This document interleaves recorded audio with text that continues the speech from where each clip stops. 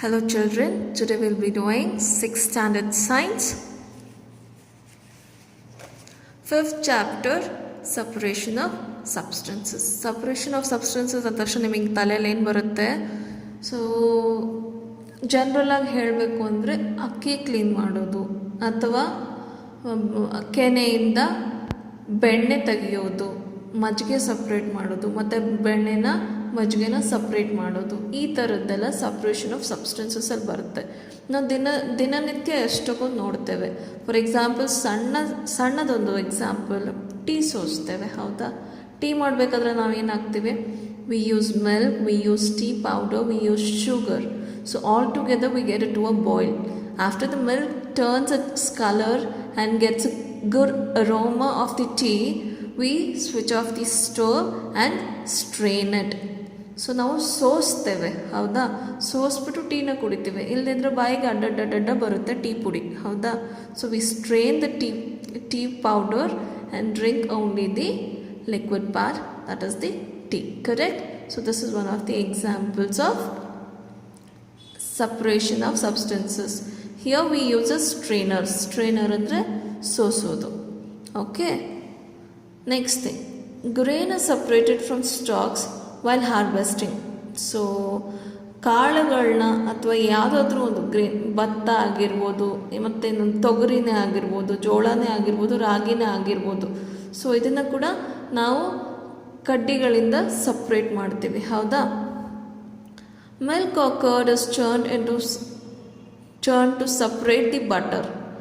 So ಬೆಣ್ಣೆ ಮಾಡೋದಕ್ಕೆ churn ಮಾಡ್ತೀವಿ. ಸೊ ಇದನ್ನು ಚರ್ನಿಂಗ್ ಅಂತ ಹೇಳ್ತಾರೆ. ಸೊ ಹಿಂಗೆ ಮಾಡಿದಾಗ ಏನಾಗುತ್ತೆ? ಮಜ್ಜಿಗೆ ಮತ್ತು ಬೆಣ್ಣೆ ಸಪ್ರೇಟ್ ಆಗುತ್ತೆ. ಸೊ ಬೆಣ್ಣೆ ತಕ್ಕೊಂಡು ನಾವು ತುಪ್ಪ ಕಾಸ್ಕೊಳ್ತೀವಿ, ಮಜ್ಜಿಗೆನ ಕುಡಿಯೋದಕ್ಕೆ ಉಪಯೋಗಿಸ್ಕೊಳ್ತೇವೆ. Okay. As we learn in chapter 3, we gin cotton to separate its seeds from the fibre.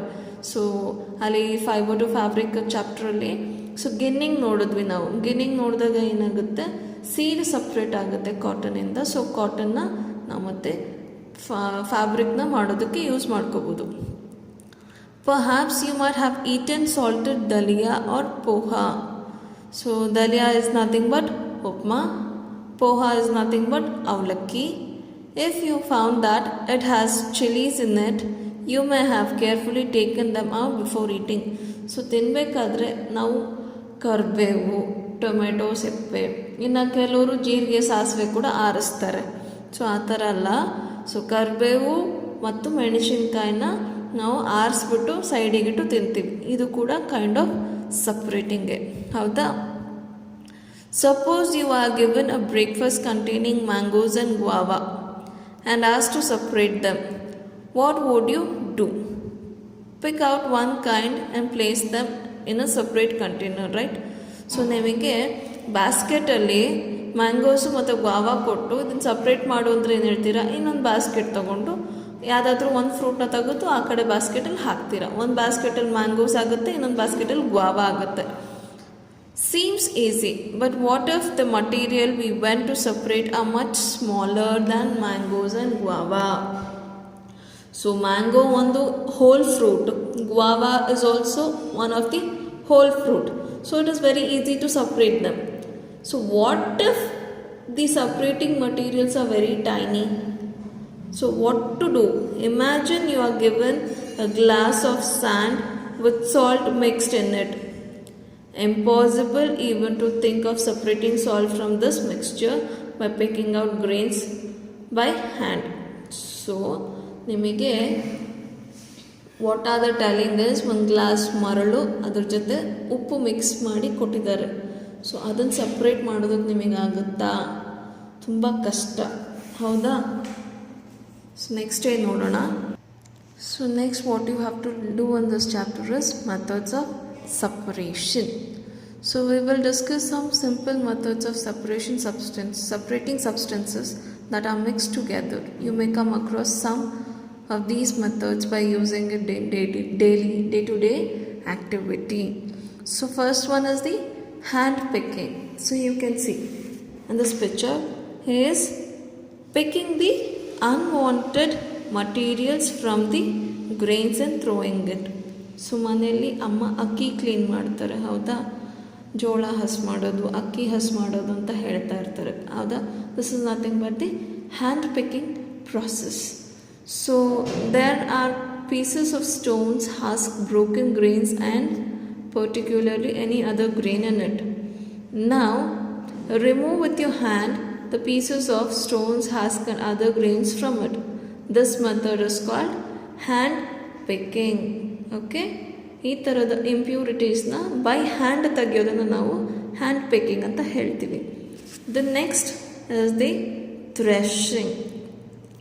ಥ್ರೆಶಿಂಗ್ನ ಕೂಡ ನೀವು ಸುಮಾರು ಸಲ ರೋಡಲ್ಲಿ ಟ್ರಾವೆಲ್ ಮಾಡಬೇಕಾದ್ರೆ ನೋಡಿರ್ತೀರ.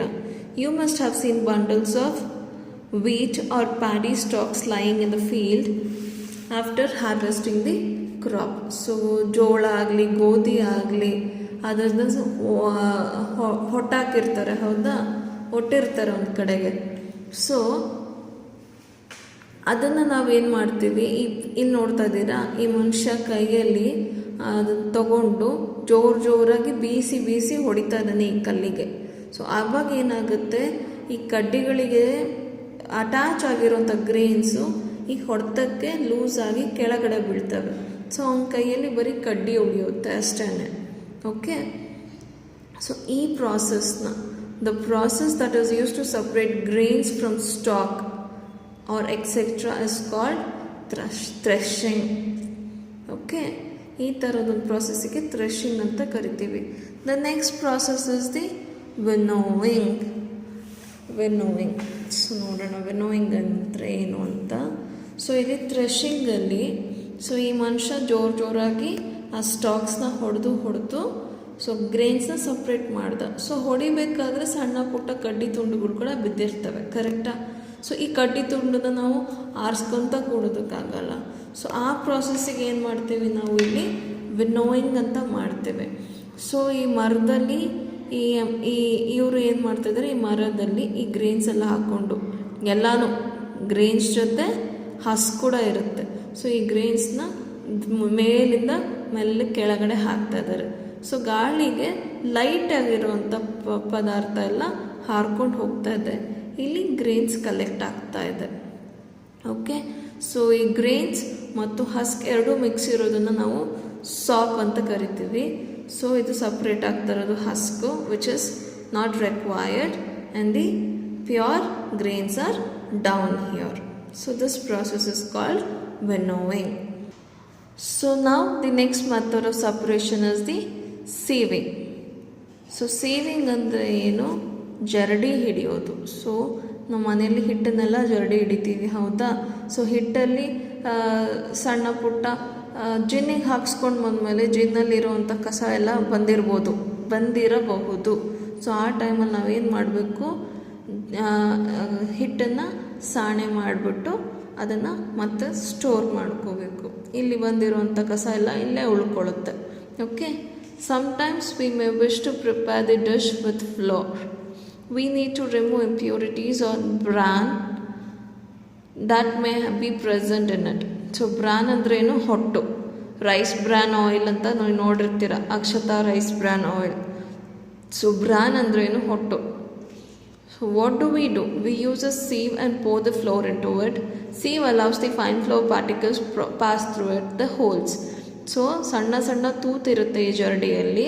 ಸೊ ಆ ಸಣ್ಣ ತೂತುಗಳಿಂದ ಕ್ಲೀನಾಗಿರೋ ಹಿಟ್ಟು ಕೆಳಗಡೆ ಬಿಡುತ್ತೆ. ಹೊಟ್ಟು ಅಂಥವೇನಾದರೂ ಇದ್ದರೆ ಈ ಜರಡಿಯಲ್ಲೇ ಉಳ್ಕೊಳ್ಳುತ್ತೆ. ಓಕೆ, ಇಲ್ಲಿವರೆಗೂ ಅರ್ಥ ಆಯ್ತಾ ಮಕ್ಕಳೇ?